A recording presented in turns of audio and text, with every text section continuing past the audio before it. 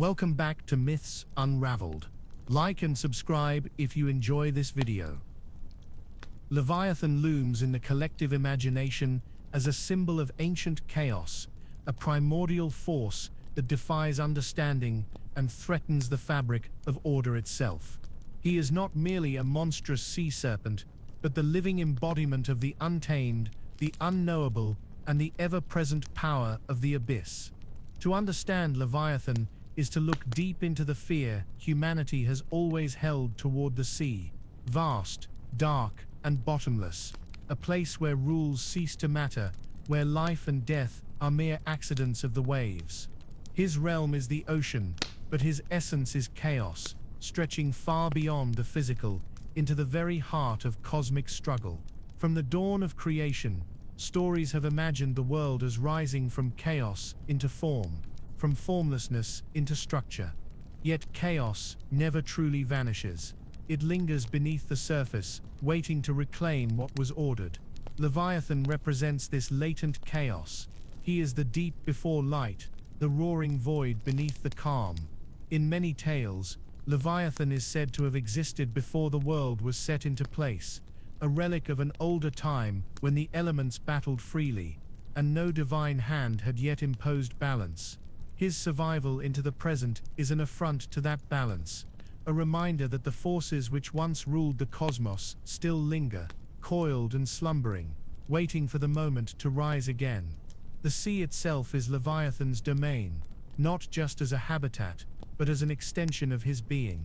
The ocean is the world's last, untamed wilderness, a place where man has never held true dominion. Ships traverse its surface, but its depths remain alien. In Leviathan, the sea finds its soul, a restless, insatiable presence that churns the waters, stirring storms, pulling vessels into the deep, and swallowing entire lands without warning. He is not bound by the laws that govern the land. His existence mocks the illusion of human control, demonstrating that for all our achievements, there are places and powers beyond our reach. Leviathan's embodiment of chaos extends beyond destruction. It is creation in its most raw and untamed form. Chaos is fertile. It breeds not only ruin, but also the potential for something new. This dual nature makes Leviathan more than a monster. He is a force of renewal through devastation, the cycle of death and rebirth played out on a cosmic scale. When he rises, the old is swept away, and from the wreckage, something different may emerge. Yet whether that new world is better or worse is never assured. Leviathan does not create with intention or care. He is chaos unleashed, and whatever follows in his wake is shaped not by design, but by the random interplay of forces. This association with primordial chaos makes Leviathan an adversary, not just of humanity, but of the gods themselves. In many mythologies, chaos is the enemy of divine order, the void that must be subdued for creation to stand. Leviathan, in this context, becomes the ever-lurking challenge to divine authority, the test that proves whether order can truly reign. When he stirs, even the gods tremble, for he is a relic of the time before their thrones were established. His battles with divine beings are not merely contests of strength, but of fundamental principles, chaos seeking to reclaim the world from the fragile hands that try to hold it steady. Within the seas, Leviathan's presence is not always direct. He does not need to rise to exert influence. His essence permeates the waters, in the tempests that wreck ships, in the whirlpools that drag sailors down, in the mysterious disappearances that haunt coastal villages. He is felt in the unexplained, in the moments when the sea refuses to yield to understanding. Fishermen pray against him without naming him, hoping the calm will hold, knowing deep down that it never truly can. For Leviathan is the inevitability of disruption, the certainty that peace is always temporary. Leviathan's physicality mirrors his symbolic role. Descriptions of him often portray an immense serpentine body, scales like armor, eyes like burning stars. His size alone is a challenge to comprehension, a being so vast that his coiling through the seas causes the tides to rise and fall. His breath, it is said, can boil the water, and his roar can split the sky. This immensity is part of his nature as chaos. He cannot be contained, defined, or measured. Any attempt to map his domain, to understand his limits, is destined to fail. He exists beyond boundaries, a being whose very form defies the constraints of reality. Yet Leviathan is not always active. Much of his legend speaks of slumber, of long ages where he lies dormant beneath the waves, silent but not absent. This dormancy is crucial, for it adds tension to the world's order. The sea might be calm, the skies clear, but the knowledge of Leviathan's presence, resting, watching, casts a shadow over every peaceful day. His awakening is inevitable, a matter not of if, but when. This ever-present threat keeps the balance uneasy, reminding mortals and gods alike that their dominion is never complete, never secure. Leviathan's chaos is also deeply personal. He does not merely challenge the external world but reaches into the hearts of those who encounter him. Standing before Leviathan, one is forced to confront the vastness of the universe and the insignificance of individual existence. His gaze strips away illusions, revealing the fragility of human ambition and the futility of control. Many who survive the sea's fury speak not only of physical survival, but of a transformation, a realization of something greater and more terrifying than themselves. Leviathan does not need to destroy to leave a mark. His presence alone can unravel the mind. In narratives, Leviathan serves as more than an antagonist. He is a force, a catalyst for change, both in the world and within the characters. Those who face him must grapple with their own fears, their desires for control, their place in a world that is far larger and wilder than they imagined. Leviathan challenges the notion of mastery, demanding humility before the unknown. His chaos is not evil, in the simple sense, but an essential part of existence, the counterbalance to order, the reminder that not all can or should be tamed. Some stories suggest that Leviathan cannot be slain, only subdued, driven back into slumber, or imprisoned for a time. This reflects the cyclical nature of chaos, the truth that it can never be entirely banished. Order may prevail for a season, but chaos will return, reshaping the world anew. This eternal cycle gives Leviathan a role not as a villain to be defeated, but as an enduring reality to be acknowledged. He is the storm after the calm, the upheaval that follows stability, and the darkness that must be faced before dawn. In this sense, Leviathan is not just a sea monster, but a profound symbol of the universe's complexity. He embodies the fears that come with acknowledging that we are not the masters of our fate, that there are forces beyond our understanding and control. Yet he also offers a strange form of hope, the knowledge that from chaos, something new can arise, that destruction is not the end, but a prelude to transformation. Leviathan's chaos is terrifying, yes, but it is also necessary, a reminder that without the dark, the light would have no meaning. Through Leviathan, stories can explore the nature of fear, power, and the unknown. They can delve into the tension between the desire for control and the acceptance of mystery, between the comfort of order and the wild beauty of chaos. He stands as a testament to the deep, restless forces that shape our world and ourselves, a being as old as time, as vast as the ocean, and as unpredictable as the storm. Facing Leviathan is to face the primal heart of existence, and to emerge from that encounter changed forever. Leviathan, in many traditions, is not merely a creature of the sea, but a force that embodies more than the primal chaos of the deep. He is often associated with envy, a corrosive emotion that, like the tides he commands, rises slowly, relentlessly, and ultimately overwhelms. Where chaos tears at the fabric of order, envy gnaws at the heart of being, transforming admiration into bitterness, contentment into craving, and peace into strife. Leviathan's connection to envy is not incidental. It is central to his influence over both the natural world and the hearts of men. He embodies not only the turmoil of the ocean, but also the hidden storms within the soul. Envy is a subtle poison, rarely recognized until it has already begun its work. Leviathan does not need to roar to assert his power. He moves silently, his influence felt in the small glances of resentment, in the quiet discontent that builds like pressure beneath the waves. His domain is not only the sea, but the spaces within us that are vulnerable to desire and dissatisfaction. Where there is beauty, he breeds longing. Where there is success, he sows resentment. Where there is love, he whispers that it is undeserved. His envy is not simply his own but becomes a contagion, spreading through those who come into contact with him, transforming harmony into discord. At the heart of Leviathan's envy is a deep-seated desire to consume. Envy is by its nature a hunger, a need not only to possess what another has but to see them deprived of it. Leviathan, as a primordial being, cannot be satisfied. His appetite is boundless, his desire for domination insatiable. This is reflected in the sea itself, ever shifting, never full, swallowing ships, lands and lives without end.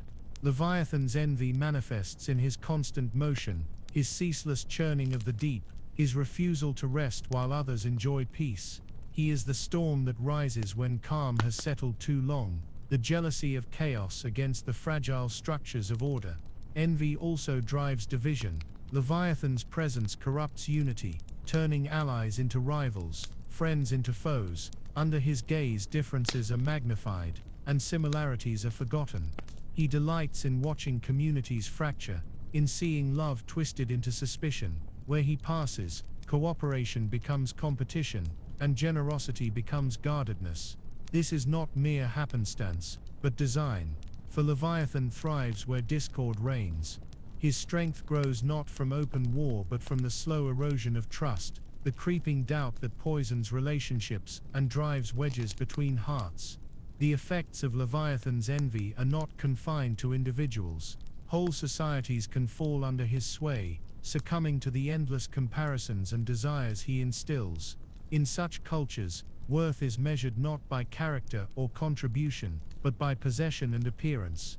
Success is not celebrated, but envied, and failure is seen not as misfortune, but as proof of inferiority.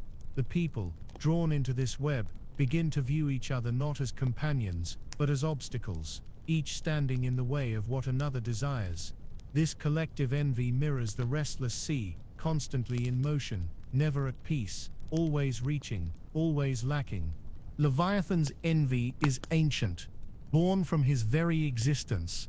As a creature of the old chaos, he watches a world shaped by divine order with bitterness.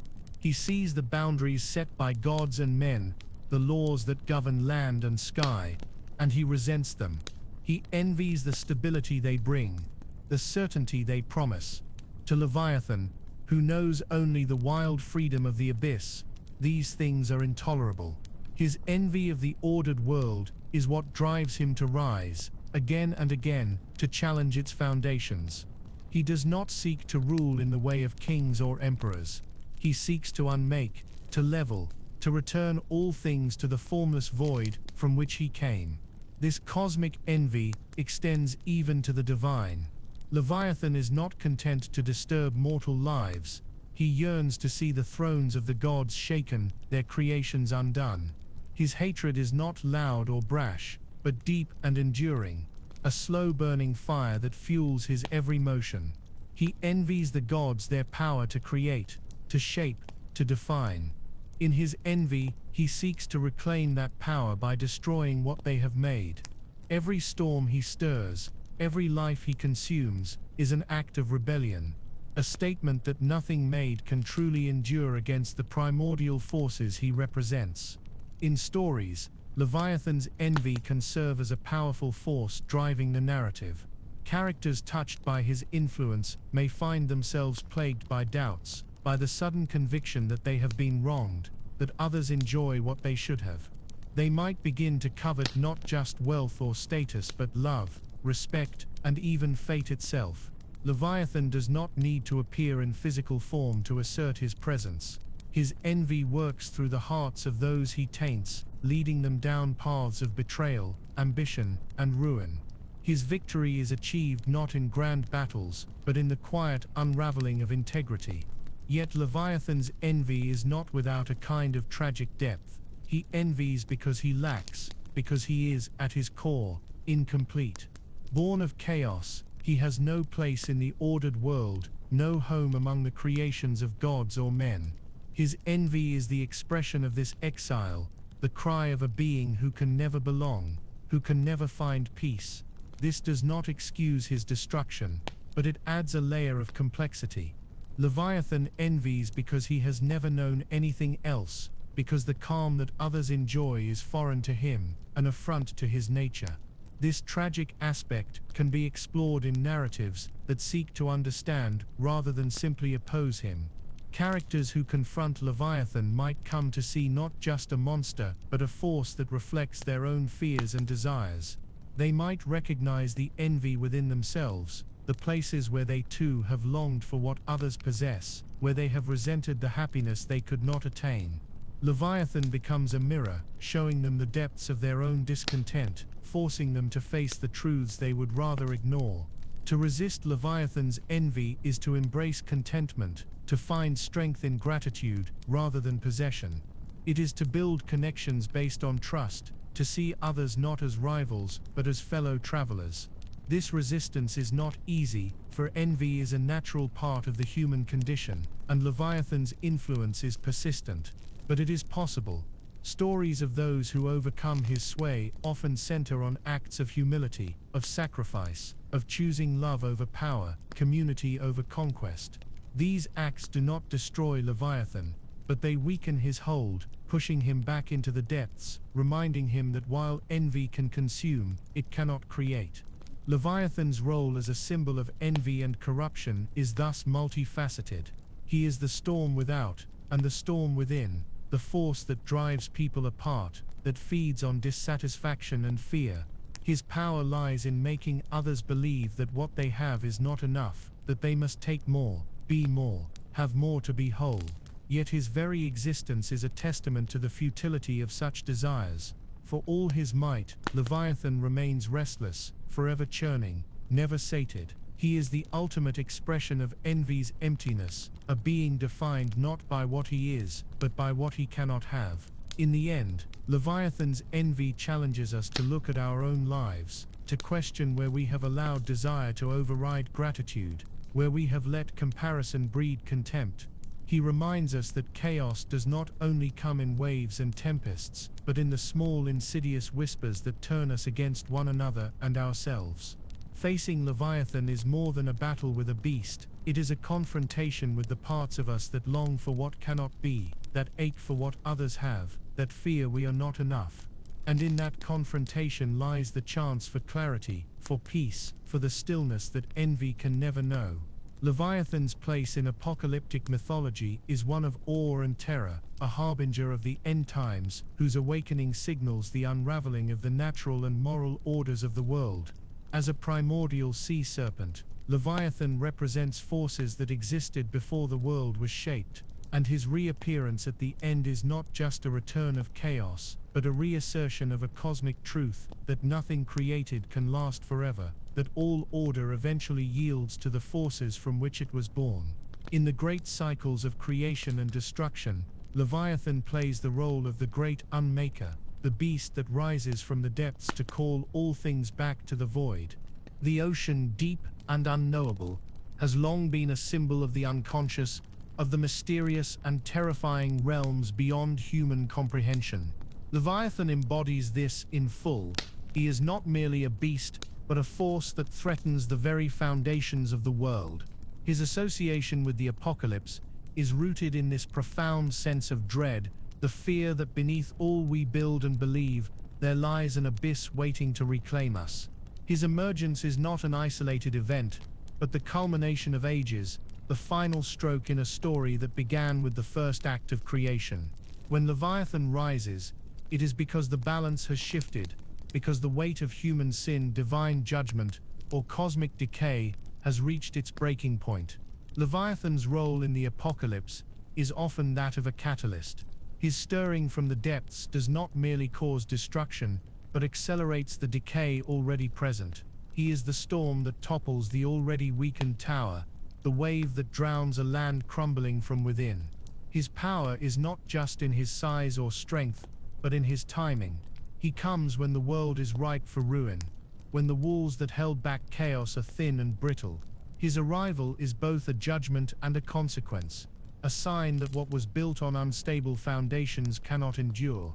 In narratives that center on the end times, Leviathan is often one of several signs, his presence accompanied by other cataclysmic events, earthquakes, fires, celestial upheavals. But unlike these impersonal disasters, Leviathan is sentient, willful, a being with intent. His destruction is not random but directed, a deliberate act of unmaking. He targets the proud, the mighty, the centers of power that have defied nature, the gods or moral law. His wrath is a great leveling, bringing emperors and beggars alike to the same end beneath the waves. In this, he embodies the terrifying justice of chaos, the reminder that all distinctions are meaningless in the face of oblivion. The imagery of Leviathan in the Apocalypse is vivid and grand. He is described as vast enough to coil around the earth, his breath scorching the skies, his eyes like burning stars. His roar can shake mountains, his tail can crush cities. He rises not quietly, but with a force that rends the sea and sky. His appearance a spectacle of raw power. Ships are splintered like toys, islands vanish beneath his coils, and the very earth trembles at his passing. These descriptions serve not only to highlight his might, but to emphasize the insignificance of human achievements. Towers that took generations to build crumble in an instant. Armies that conquered continents are swept away without resistance. Leviathan's awakening also carries deep symbolic weight. It is not merely a physical event, but a spiritual and moral reckoning.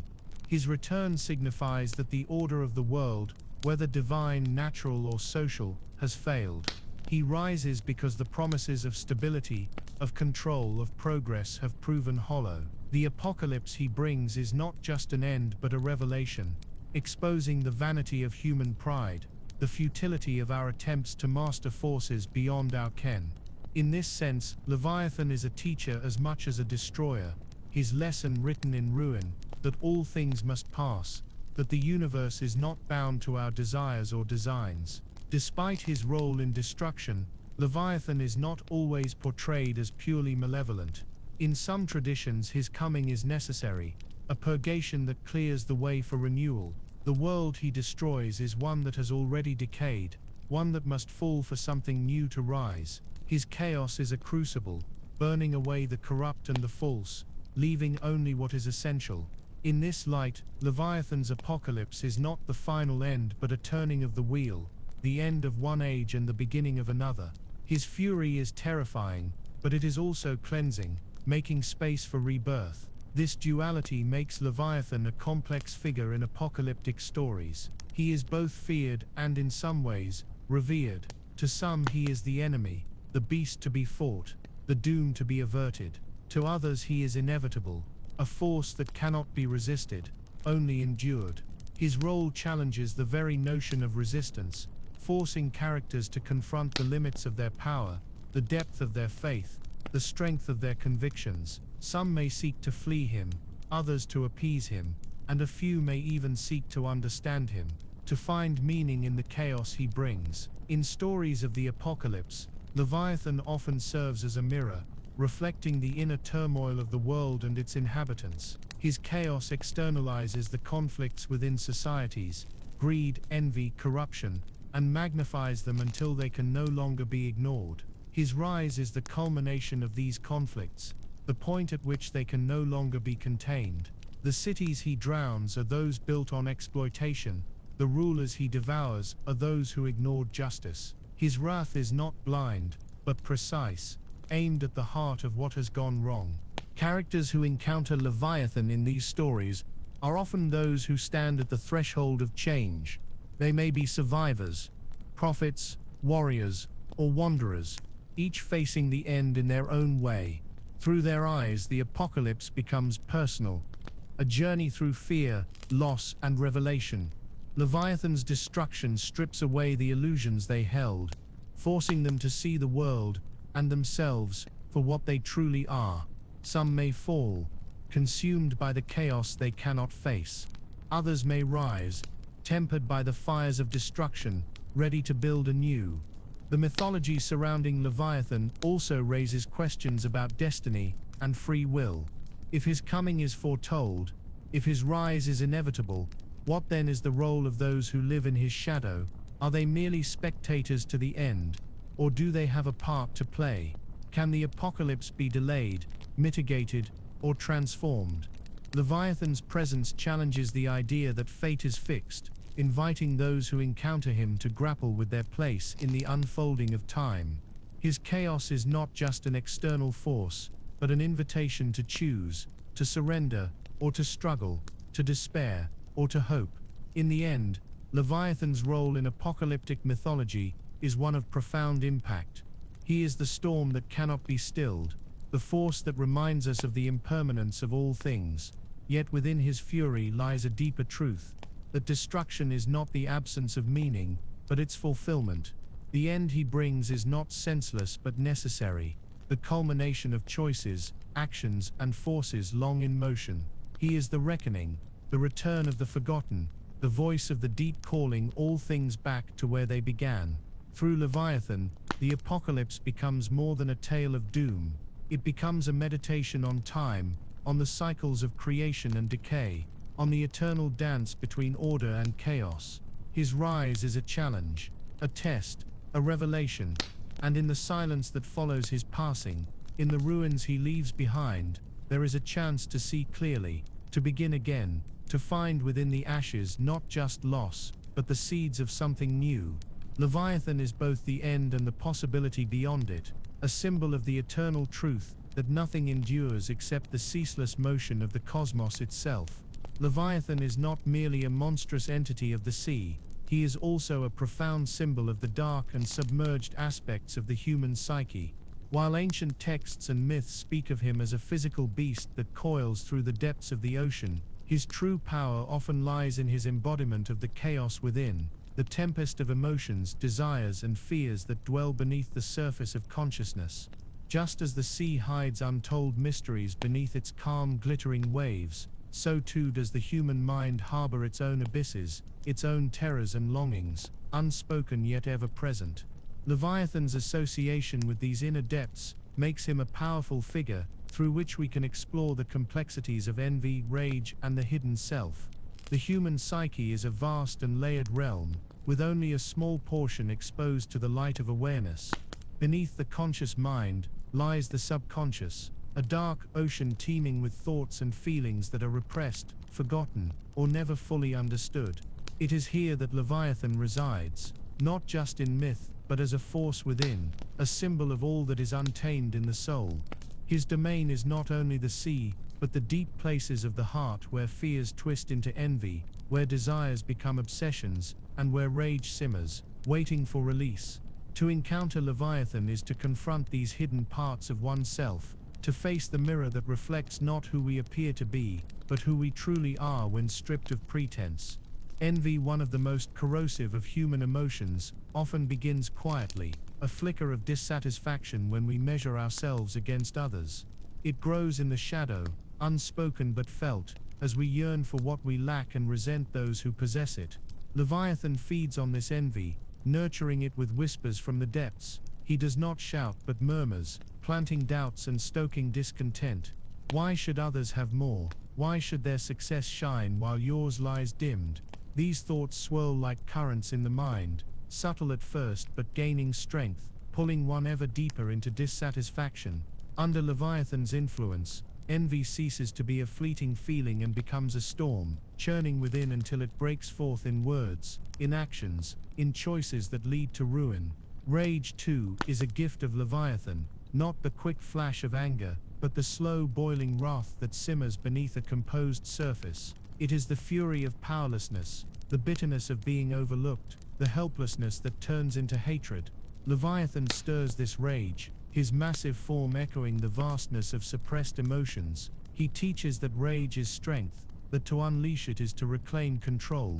But his lesson is a trap, for once rage is set free, it does not discriminate. It consumes not only its target, but the vessel that holds it. Those who give in to Leviathan's rage find themselves transformed, their identities submerged in the very chaos they sought to wield. Leviathan's power is not only in what he provokes, but in what he reveals. He strips away the illusions we hold about ourselves, the belief that we are always rational, always good, always in control. When Leviathan rises from the depths, he brings with him truths we would rather not face, the selfishness behind our generosity, the fear behind our pride, the desire for dominance behind our claims of justice. He shows us the masks we wear and forces us to see what lies beneath. This revelation can be terrifying, for it challenges the foundation of our self-image, yet it is also necessary, for without it, we remain trapped, ruled by forces we refuse to acknowledge. In stories, Leviathan often serves as the externalization of a character's inner turmoil. He is the monster they must face, not just in the world, but within themselves. A hero might seek to slay Leviathan, only to realize that the battle is not one of swords but of self-awareness. To defeat Leviathan is to confront one's own envy, to acknowledge one's rage, to bring into the light what has long been hidden. This confrontation is not easy. It requires courage not just to fight, but to understand, to accept the darkness as part of the whole. Those who emerge victorious are not those who deny their shadow, but those who integrate it, who learn to live with the storm rather than be consumed by it. Leviathan's role in the psyche also speaks to the nature of fear. The unknown is always frightening, and the parts of ourselves we do not understand are often the most terrifying. Leviathan embodies this fear, the dread of the abyss, the terror of what might rise from the depths if we look too closely. He is the reason we avoid introspection, the force that keeps us distracted with the surface, with the external, lest we drown in the internal. But fear, like envy and rage, loses its power when faced. Leviathan's lesson, harsh though it may be, is that we cannot escape the self.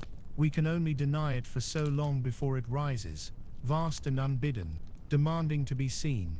In this sense, Leviathan is also a guide, a dark teacher who leads us through the night of the soul. His path is not gentle, but it is transformative. By forcing us to confront what lies beneath, he offers the possibility of wholeness. To know Leviathan is to know oneself, to journey into the depths and return, not unscarred, but wiser. His chaos is the crucible in which true identity is forged, not from perfection, but from the acceptance of imperfection. Those who survive Leviathan's tempest do not emerge as they were. They are tempered, stripped of falsehood, anchored not in the shallows of illusion, but in the deep truth of being. Leviathan's presence also challenges the way we see the world. We often divide life into neat categories, good and evil, light and dark, order and chaos. Leviathan blurs these lines. He is not evil in the conventional sense. He is a force, a part of the natural order that we seek to deny. His envy and rage are reflections of the world's own imbalances, the inequalities and injustices that breed discontent. In facing Leviathan, we are forced to question not only ourselves, but the systems we inhabit. Are our societies truly just, or do they fuel the very emotions we fear? Is chaos an aberration, or is it a necessary counterbalance to the rigidity of imposed order? The sea, Leviathan's home, mirrors this ambiguity. It is both beautiful and deadly, life-giving and destructive. It defies control, reminding us that not all can be tamed. Leviathan, as the soul of the sea, embodies this paradox. He is a force of nature, yes, but also a force of human nature, the embodiment of all we suppress. His challenge is not just survival, but understanding, not just resistance but integration. In him we see that the path to peace is not the elimination of chaos, but its embrace, not the denial of the shadow, but its acknowledgement. Through Leviathan, stories explore the depth of human emotion, the power of the subconscious, and the journey towards self-knowledge. He is not just an enemy to be vanquished, but a truth to be faced. His rage is our rage, his envy our own. By giving these emotions form, by making the invisible visible, Leviathan allows us to engage with them,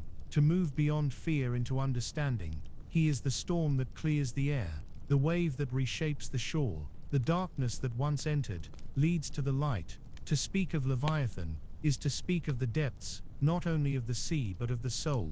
He is the guardian of the inner world, the keeper of secrets, the voice that calls us to face ourselves. In his coils lies the potential for destruction, but also for transformation. He is both the threat and the promise, the end and the beginning, and in his eyes, if we dare to look, we may find not only terror, but the first glimmer of truth. I hope you enjoyed today's video. Like and subscribe for more, and stay curious.